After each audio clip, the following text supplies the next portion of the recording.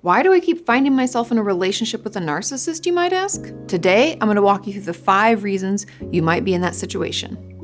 Whenever I do videos about narcissists, I get comment after comment after comment from those of you who have found yourself in a relationship with a narcissist, and you're wanting to know how to ensure you don't find yourself there again. It always strikes me that so many of us can identify what narcissists look like and act like, and yet so many of us somehow end up in relationships with them. Sometimes we can go from finally getting out of one narcissistic relationship only to find ourselves in yet another.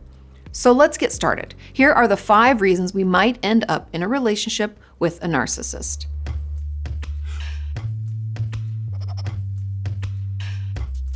Number 1, they're charming. People who are self-obsessed spend a lot of time managing their first impression and how they come across to people meeting them. They don't wear their selfishness or self-centeredness on their sleeve. And we can think that they will just be speaking about themselves constantly. However, they tend to cultivate attention and adoration by focusing on you. They might ask great questions or flatter or compliment us excessively. In my recent video on love bombing, I talk about people who use affection and attention as a means of getting us to do what they want. And that is incredibly common with narcissists.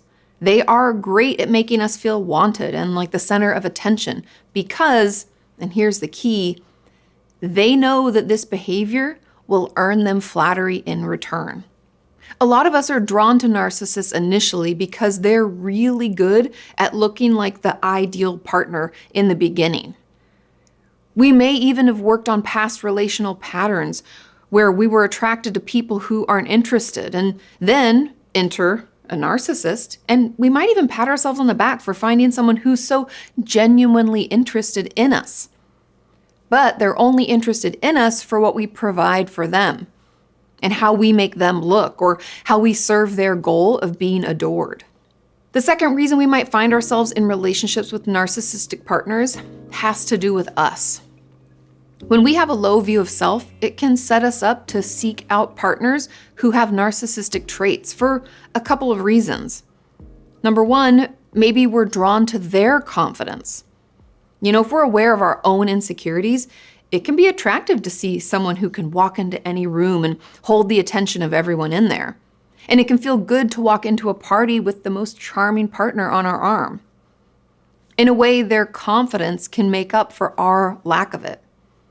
And number 2, because they're so great at the on-ramp to a relationship, we may find ourselves becoming really dependent on their compliments and attention. We may use their attention to give us a sense of worth. Finally, someone wants me, and it's someone who is so charming, everybody likes them. And if we don't have a strong sense of worth, we can't see clearly to assess if a partner is a good fit or if we want them, because we're too busy trying to affirm our worth and getting them to want us. And lastly, when a narcissist begins to show the other side of their personality behind closed doors, usually with gaslighting or criticism, if we have low self-esteem, we may not know what we deserve relationally. And we may find ourselves more susceptible to their manipulation. Like, maybe they're right. Maybe I am a bad partner. Or maybe I am remembering it wrong. Shame and gaslighting are great tools for narcissists to use, and it travels hand in hand, unfortunately, with low self-esteem. The third reason we may find ourselves in relationships with narcissists might have to do with our family dynamics growing up. Even though it's probably most of our worst nightmares, we all have a tendency to play out the relational dynamics that make sense to us. For example, let's say you had a parent who was a narcissist. As much as you hated the dynamic between the two of you, you might find yourself constantly in similar dynamics as an adult. Why on earth would we do this? Well, there are 2 reasons.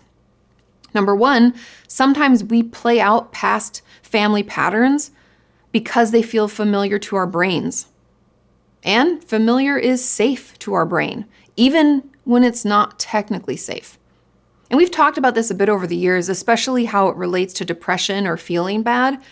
Feeling good can sometimes be more scary because we aren't familiar with it and we don't know what to expect. The same can go for our relationships and is why we can find ourselves dating someone just like our mom or dad, even though they were abusive. We know and are used to that dynamic, even though it was hurtful.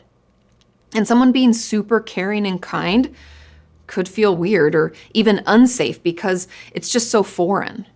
And I did this when I was dating in my early 20s. I had this boyfriend in high school who lied a lot, cheated on me, and struggled with drug and alcohol addiction. And I stuck with him for a while, thinking if I did everything just right, he wouldn't have to do all those things anymore.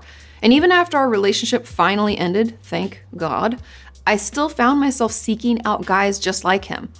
Almost like I still wanted to prove that I could fix him. It was totally toxic, and part of the reason why my therapist told me the next time I dated someone, she wanted me to be uncomfortable. She was pushing me to break this pattern before it got any worse or more ingrained, and helping me to prove to myself that someone treating me well, being honest and reliable was actually a good thing. And thank God, because that's why I met and stayed with Sean, so yay. We can also play out past family patterns to quote unquote cure ourselves or change the ending. We can be like a character caught in a choose your own adventure book, constantly retrying the same story, thinking if we can just get one good outcome, it will heal us. Like if we could get our narcissistic partner to tell us we're good enough, it will heal the wound left by our narcissistic parent who never told us we were good enough. Number 4, we are codependent. We might end up picking partners who have narcissistic tendencies because we struggle with codependency. I've talked about codependency on my channel before, and it's a tricky thing. When we're codependent, we don't feel like we're dependent, which can make it kind of hard to spot. But our dependency is actually on people feeling dependent on us. Does that make sense? Because we find our sense of self on being needed by other people. Maybe we had a narcissistic parent, or maybe we had a parent who had chronic illness. And we began to develop a sense of our identity as the person in the family who cared for everyone and who held it all together. This sense of identity can lead to relationships with people who maybe treat us in a way that isn't acceptable. We can find ourselves regulating our emotions by trying to regulate their emotions. An example of this would be when we feel anxious when they're upset with us, and instead of learning how to manage our anxiety, we learn to try and manage their feelings, to do things to make them feel better so that then we can feel better. So our emotional state is tied to their well-being and their emotional state.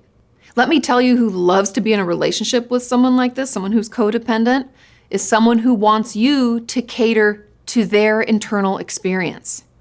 And that could present itself in a lot of different ways, but one of those is narcissism. For them, it's a match made in heaven. You will do whatever it takes to keep them happy and learn to manage their preferences.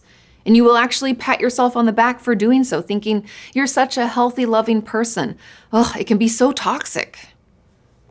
Number 5, we miss red flags when we're in love.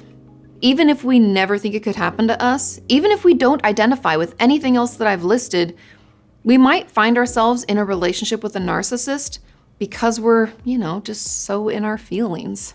And it sounds silly, but we get that feeling of a crush, and our brain is releasing, real chemicals and hormones that feel so good. We become obsessed with doing what it takes to protect that sensation.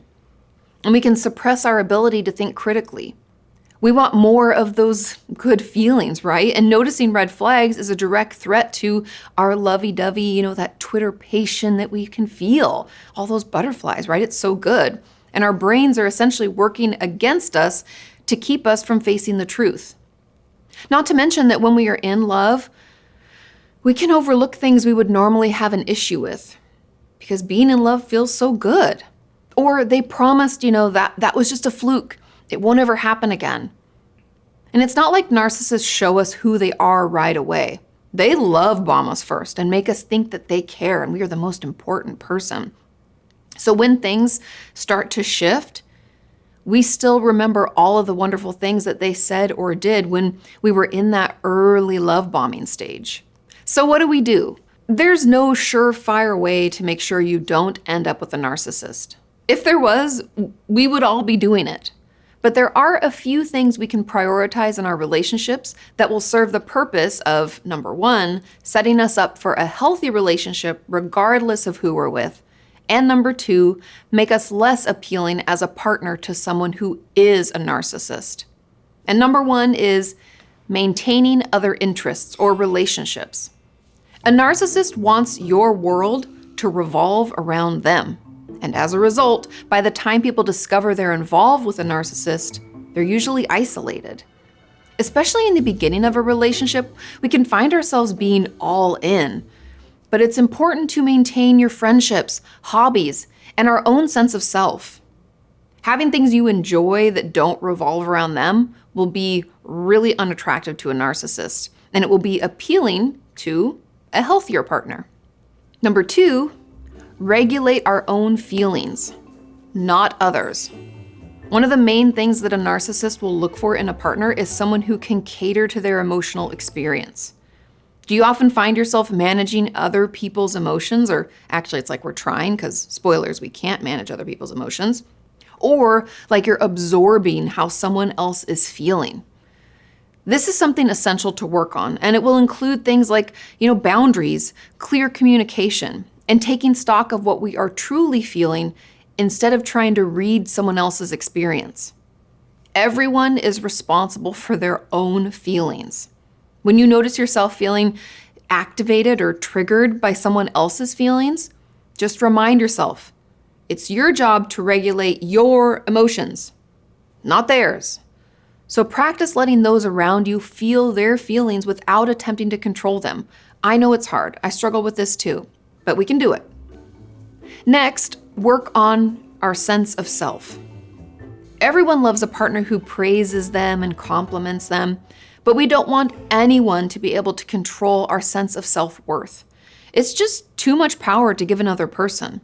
So if you notice yourself living for the compliments of others or being crushed by rejection to a degree that you just cannot cope, it might be a good time to check in with your therapist and do some work around developing your sense of self-worth.